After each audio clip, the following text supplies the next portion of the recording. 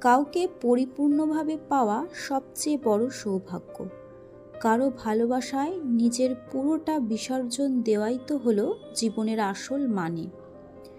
কিন্তু যদি সেই প্রাপ্তি অসম্পূর্ণ হয়, যদি মাঝপথে শূন্যতা থেকে যায়, তবে অর্ধেক ভালোবাসার চেয়ে সম্পূর্ণ হারানো অনেক ভালো।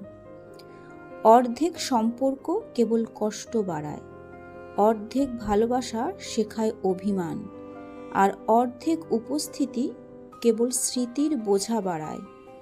যাকে পাওয়া যায় না পূর্ণতায়, তাকে হারিয়ে দেওয়াই শ্রেয়।